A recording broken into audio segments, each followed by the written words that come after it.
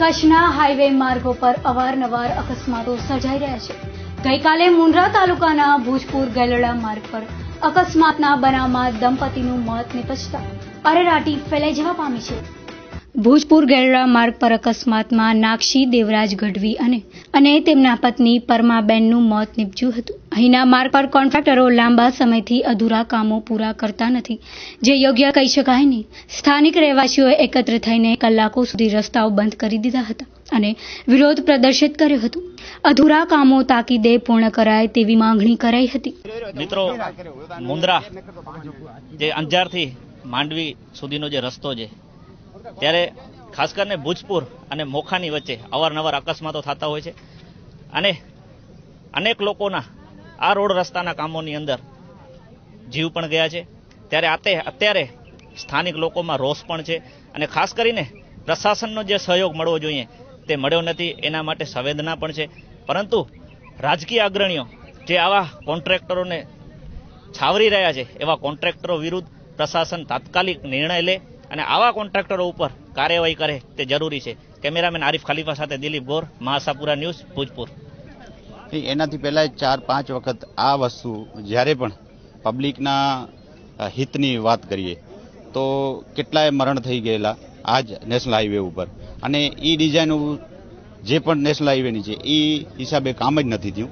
ત્યારે આ વસ્તુ ઉપર ધ્યાન રાખી અને ઝુંબેશ ચલાવવામાં આવી, પબ્લિક દ્વારા ચલાવવી। એમાં સાથે રહી અને ટોલગેટના જે પણ રિલાયન્સના અધિકારી અને નેશનલ હાઈવેના અધિકારી એમને પણ અમે જે તે વખતે મામલતદાર સાહેબશ્રીને, ડેપ્યુટી કલેક્ટર સાહેબશ્રીને એમને આવેદનપત્ર આપ્યું હતું કે સર્વિસ રોડ બનાવવા, પછી ગ્રીન બેલ્ટ બનાવો અને એના ઉપરાંત જે બ્રિજો આવે છે એની ડિઝાઇન પ્રમાણે કામ થવું જોઈએ। એ કામ અત્યાર સુધી નથી થયું અને એ લોકોએ ત્યારે પણ ખાતરી આપી હતી અને જે પણ ગેરકાયદેસર ટોલ ગેટ ચાલુ કરવામાં આવ્યું એના માટે પણ પબ્લિકે કેટલી રિક્વેસ્ટ કરી અને પ્રશાસનને પણ સાથ સહકાર આપીને પબ્લિકે સમજી, પણ છતાંય આજની તારીખમાં પ્રશાસનનું પણ પેટમાં પાણી નથી હાલતું અને આજે પણ સવાર 11 વાગ્યાથી કરીને અહીં અકસ્માત થયેલો, એમાં એક જ પરિવારનો માળો આખો વીંખાઈ ગયેલો, છતાંય પણ આજની તારીખ સુધી આ લોકોએ કાંઈ પણ ધ્યાન અને સક્ષમ અધિકારી, ડેપ્યુટી કલેક્ટર પણ આવ્યા નથી અહીંયા કને,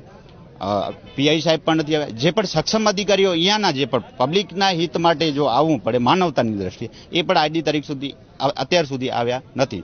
તો દુઃખ છે આ બાબતનું કે ધારાસભ્યના કહેવાથી પણ આ લોકોએ દાદ નથી આપતા, તો સામાન્ય પબ્લિકનો કેવી રીતે અવાજ સાંભળશે? તો અત્યારે એવું લાગી રહ્યું છે કે આપણે કયા યુગમાં અને કયા પ્રશાસન પણ સાથ નથી આપતો, અહીંના જે પણ ઇન્ચાર્જ અધિકારીઓ, જે નેશનલ હાઈવેના ઇન્ચાર્જ અધિકારીઓ છે એ પણ દાદ નથી આપતા, તો હવે પબ્લિક જાશે ક્યાં?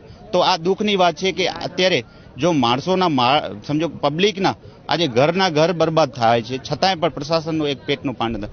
તો અમારી એક રિક્વેસ્ટ છે કે જે ડિઝાઇન છે એ હિસાબે આખું છે ને બ્રિજનું કામ અને રોડના સર્વિસ રોડ, ગ્રીન બેલ્ટ, એના માટે જે આરોગ્યની જે પણ એમ્બ્યુલન્સ આ સુવિધાઓ હોવી જોઈએ, છતાંય પણ આજની તારીખ સુધી કોઈ એના ઉપર ધ્યાન નથી। અહીંયાની એટલી રિક્વેસ્ટ છે કે 1.5 વર્ષ પહેલા અહીંયા એક્સિડન્ટ થયો હતો, અહીંયા 2 માણસો મરી ગયા હતા, બરાબર? ત્યારે આ માણસો આવી રીતે જ આ બધો ટોળો ભર્યો હતો, ત્યારે એમ જ ખાતરી આપી હતી કે 2-3 દિવસ તમારો જે અહીંયા છે કામ કરી દેશું। અહીંયા સ્પીડ બ્રેકર અહીંયા આજની તારીખમાં લાગ્યા નથી અને 1.5 વર્ષ થઈ ગયો, બીજા 2 માણસ આજે મરી ગયા છે। હવે અમે ક્યાં રસ્તે જઈએ એ અમારે જરાક કોઈ બધા સરકારી કર્મચારી હોય એને પૂછવું છે, અથવા કોઈ નથી આવ્યા તો પોલીસ આવી છે, ઊભી છે, એના સિવાય કોઈ નથી આવ્યા। મામલેદાર સાહેબ આવીને આશ્વાસન દઈને નીકળી ગયા છે, અહીંયા ઊભા નથી કે પબ્લિકનું શું થાય છે, શું નિર્ણય લેવું। અમારી સમાજ દ્વારા એ લડત લેવાની છે સાહેબ કે અમે આજે અહીંયા એવું કરશું કે અહીંયા આજની તારીખમાં હમણાં સિમેન્ટ સ્પીડ બ્રેકર લગાડે હમણાં, એના પછી અમે આ અવર જવર કરવા દેશું, એની પહેલા અમે કરવા વાળા નથી, દેવા વાળા નથી। અમારું એ ઓવરબ્રિજ તો થાય ત્યારે ભલે, પણ આ એટલું કામ જયારે માણસો મરે છે ન મરે એટલું તો સાહેબ કરવું જોઈએ ને। એટલો ખાલી અમને કરી બતાવે ને તો અમને એમ સંતોષ થાય કે ના કાંઈક અમારો માન્યો।